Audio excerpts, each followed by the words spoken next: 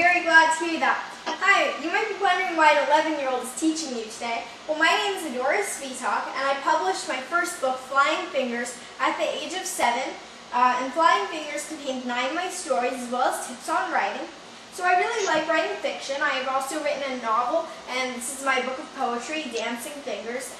And in writing, one of the most important elements to think about is something called point of view. Now, what can be confusing about point of view is that it means a few different things. So we're going to explore what point of view is and how to use it. So point of view, here's some definitions. Perspective somebody brings. So that could be also an opinion about a subject. Angle of narrator. Position of observer. What are some other definitions of point of view? What do you think point of view is? What is point of view to you? She's up. Do you have any children? Like point of view is like the teacher. Raise your hand. And could the teacher tell? A point of view is something that you think, but you see it. Okay, point of view could be something that you think.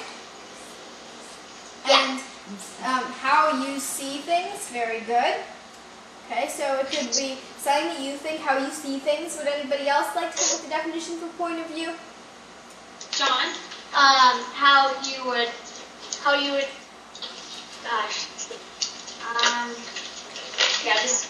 Okay, anybody else? Hannah? How you act. How you act. Okay, so its point of view is maybe, I think it's more of how you see things and then how that influences how you act. So I think that we have some great definitions of point of view, and it's good to see that we're able to come up with our own idea of a definition. Very good. So we have here something that you think, how you see things, and how that influences how you act. Great.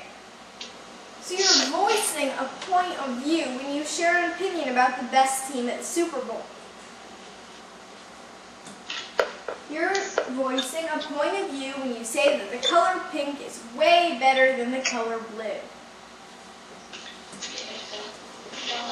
Can you come up with another example of point of view? So here's a hint. Have you ever maybe disagreed with someone? Like maybe you got into an argument with your brother or sister. What was your point of view on the issue? What was theirs? Okay. Noah? Their sometimes point of view is that they think that they're better at some things than you, and in your point of view, you're better. Okay, so you could have a point of view where one person thinks that they're better, and another person thinks that they're better. So yeah, you could think I'm better, and another person could think I'm better. Very good. So that would be an example. Would anybody else like to come up with an example? Your point of view on a topic, so your opinion. Like if your friend, if you got in trouble and so did your friend. Very good. When you get into trouble, maybe, for instance, on the playground, if somebody said, oh, well, this swing set is mine, and push somebody else off, then maybe one person's point of view is, well, I was on the swing set first, but the other person's point of view was, well, that person pushed me off, you shouldn't have pushed me off. So you can really look at these two different points of views, and people have many different points of views. When we look at not just when your brother and sister argue, but when world leaders argue and disagree. You know, when we watch the news, we hear all the time about different people going to court and like being in a trial because they have different points of views. So point of view is really an important part in our life. Your opinion about a topic is your point of view. Whenever you say, I think so and so, then you are coming up with a point of view. So for instance, it looks like in this picture, this girl's point of view on her fish stick is that it's really gross because she's holding her nose. Here are some examples of really simple points of views. I like cornflakes. I hate cornflakes would be two different points of view. Here's a statement. Flying on a dragon is a great method of transportation. So here I'm going to show you two different points of view. Agree. Dragons are fast and fearsome. They're powerful and can travel long distances without getting tired. They look cool and they'll intimidate your enemies with fire. Disagree. Staying on a dragon can be really hard. Their scales are alternately slippery and rough, making it uncomfortable. Dragons are bad-tempered and won't listen to you if you tell them where to go. So although this statement, obviously nobody's ever ridden on a dragon, I don't think, you can still come up with points of view on that statement. Now we should probably try one a little bit more true to life. How about kids should wear uniforms in school? What's your point of view on kids should wear uniforms in school? So somebody who thinks that kids should wear uniforms in school might say, well, they should wear uniforms because it gives kids a way to relate with each other, a unifying trait. So it's like, well, we all belong to this school, this is something that we have in common. Kids should wear uniforms because it cuts down on the time you have to spend finding an outfit the next day. So these would be some arguments people might have if they said, well, kids should wear uniforms in school. Now, what's your point of view on uniforms? If you don't think that kids should wear uniforms, tell me why not.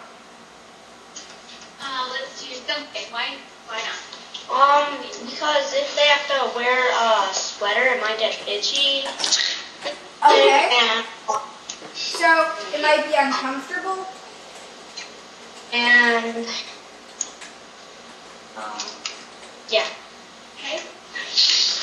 Let's see. Michaela. Also,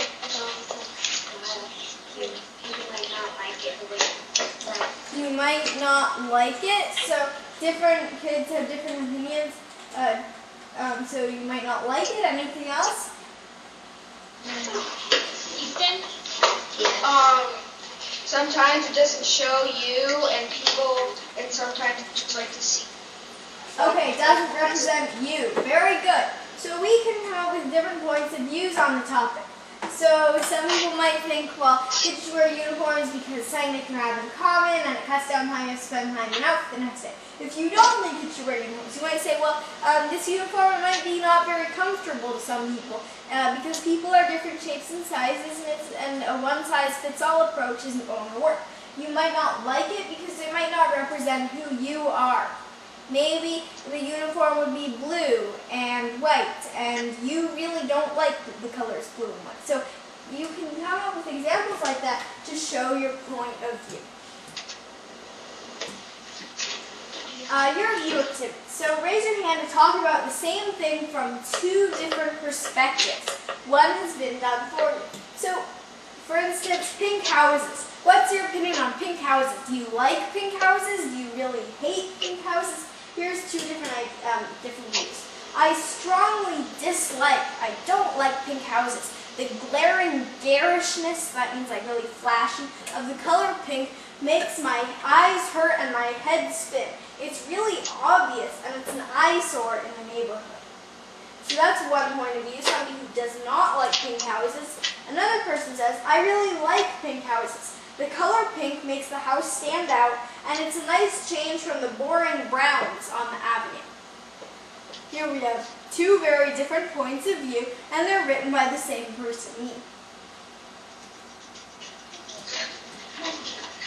So you can do it too. What you have for breakfast. Who would like to tell me what you have for breakfast?